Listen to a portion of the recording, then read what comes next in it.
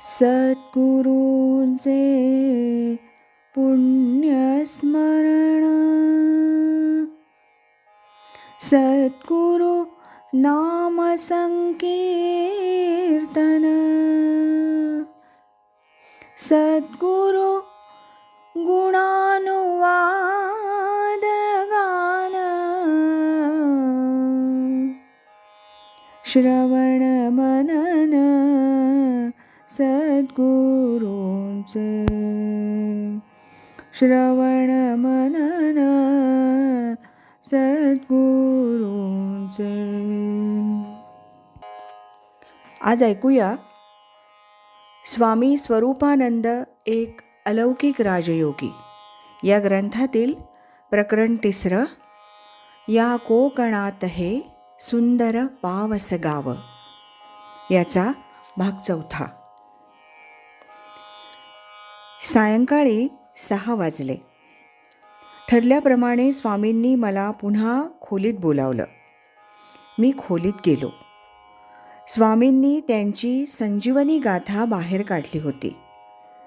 ती गाथा माझ्या हाती देत ते मला म्हणाले, देवाचं स्मरण करून ही उघडा आणि डावीकडील 2 अभंग वाचा.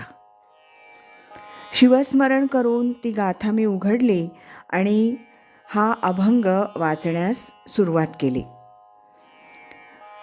जनासी घरदार कुटुंब संसार, आम्ही दिगंबर ठाईचेची. जनासी अधिकार वैभवाची हाव, आम्हा रूप नाव तेही नको. जन अपेक्षिती धन मान कीर्ती, आम्हा लागी क्षिती नाही त्याची. स्वामी म्हणे आम्ही झालो कानफाटे, चालो उफराटे जगा माझी. नाथ संप्रदायी आम्ही कानफाटे, जाऊ नका वाटे आमुजिया. मन पवनाची घालोनिया गाठ, करू वाताहात संसाराची. देहासवे पुसू लौकिकाचे नाव, नेदू उरो ठाव जीवासीही. स्वामी म्हणे तुम्हा बुडवू महाशून्यी, गगनासी आटणी होय जेथे. स्वामी स्वरूपानंदकृत संजीवनी गाथेतील हा अभंग मी वाचत होतो. ते वाचत असताना अधूनमधून मी स्वामींकडे बघे, तर स्वामी मजकडे बघत. स्वामींच्या नेत्रात ह्या अभंगाच्या माध्यमातून त्यांना मला काहीतरी सांगायचं आहे असा स्पष्ट भाव दिसत होता. मलासुद्धा त्यावेळी त्यात काहीतरी गूढ आहे अशी एक सहज संवेदना होऊन गेली. ह्या अभंगात तसं पाहिलं तर पारमार्थिकदृष्ट्या बोध असा काही नाही. नाथपंथी संतांच्या फकिरी वृत्तीचं वर्णन ह्या अभंगात आलं आहे एवढंच. माझ्यासारख्या सांसारिक माणसाला पारमार्थिकदृष्ट्या बोध घेण्यासारखं असं ह्या अभंगात काही आहे असं त्यावेळी मला तरी वाटलं नाही. या अभंग वाचनात त्यावेळी तरी मला विशेष जाणवला तो एकच शब्द, तो म्हणजे कानफाटे. डॉक्टर मोहन सिंग यांच्या गोरखनाथ अँड मिडिव्हल हिंदू मिस्टिसिझम या ग्रंथात हा शब्द मी केव्हा तरी प्रथम वाचला होता. गोरक्षनाथांच्या कानफाट्या नाथ संप्रदायाचा कौल संप्रदायाशी जवळचा संबंध आहे असं काहीतरी त्या ग्रंथात वाचलेलं त्यावेळी सहजच माझ्या मनात येऊन गेलं. याहीपेक्षा त्यावेळी आठवलं ते सांगली जिल्ह्यात मला भेटलेले ते अकबर बाबा आणि त्यांचे ते, हा इकडे कशाला आला? आमच्या ह्या सांगली जिल्ह्यात बहे बोरगावजवळ कानफाटे आहेत, तिकडे जा, हे शब्द. माझ्या मनात त्यावेळी उठलेले हे विचारतरंग अगदी सहजगत्या असे ओळखण्याची यौगिक शक्ती स्वामी स्वरूपानंदात होती हे आता तरी मी अगदी खात्रीपूर्वक असं म्हणू शकतो. त्या दिवशीचं माझं ते अभंग वाचन पूर्ण झाल्यावर अगदी लगेचच पण हळुवारपणे ते मला म्हणाले होते, कळेल मी खोलीतून उठताना स्वामींनी माझ्या सायम अन्निकाबद्दल चौकशी केली. मी म्हटलं, पंचा कोल्हापुरी विसरलो आहे. माझं ते उत्तर ऐकून ते पलंगावरून उठले, खोलीतील मागील कपाटाजवळ गेले आणि हातात एक पंचा घेऊन बाहेर आले. तो पंचा माझ्या हाती देत ते मला म्हणाले, नियमात खंड करू नये.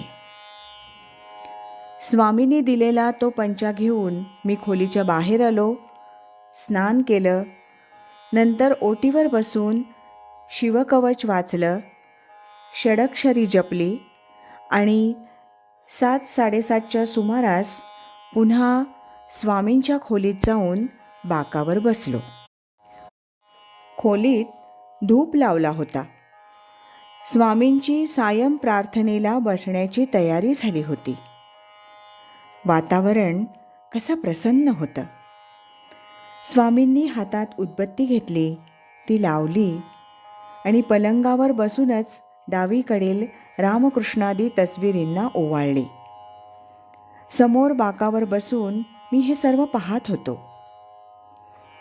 मुद्रांकित असे आपले दोन्ही हात गुडघ्यावर ठेवून आणि मान किंचितशी खाली ठेवून सहजगत्या पण ताठ असे ते ध्यानाला बसले.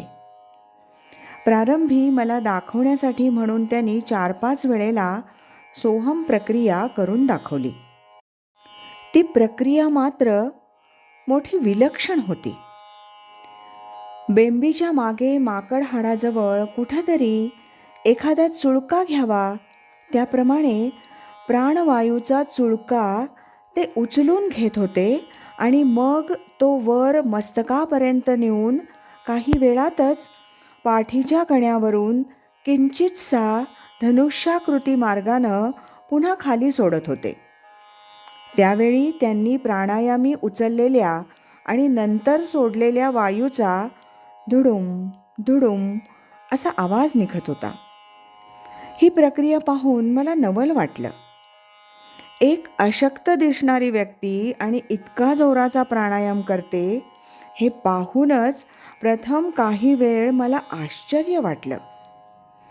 योगी पुरुष मेरुदंडावरील सुषुम्ना नाडीमार्गे प्राण ब्रह्मरंध्रापर्यंत नेतो, ह्याच मार्गे प्राणाची गती खालीवर करतो आणि पुढे आकाशमार्गी गुप्त पंथ अवलंबून ध्यानयोगात मनोलय साधतो, असं योगशास्त्रावरील ग्रंथातून मी वाचलेलं होतं. परंतु ही प्रक्रिया आपल्या समोर बसलेल्या व्यक्तीला प्रत्यक्ष समजावून दाखवून आणि ती करताना आपल्यात ती कशा प्रकारे चाललेली आहे हे त्या समोरील व्यक्तीला समजेल अशी करून दाखवणारा योगी मात्र मी पाहिला नव्हता. तो आज प्रथमच पाहत होतो, म्हणून मला आनंद झाला होता आणि ह्या आनंदातच मी खोलीत बाकावर बसून होतो. मला असं हे सर्व करून दाखवल्यावर स्वामींनी आपल्या सायं प्रार्थनेस सुरुवात केली. त्यांचं ध्यान सुरू झालं. ध्यानाला बसले असता ते मला महातेजस्वी असे दिसले. एखादी शांत तेवत असलेली ज्योत असावी, तिचा प्रकाश पडावा, अगदी तशा प्रकारचा प्रकाश ते ध्यानाला बसले असता त्या दिवशी त्यांच्या सन्निध पडलेला असा मला दिसला.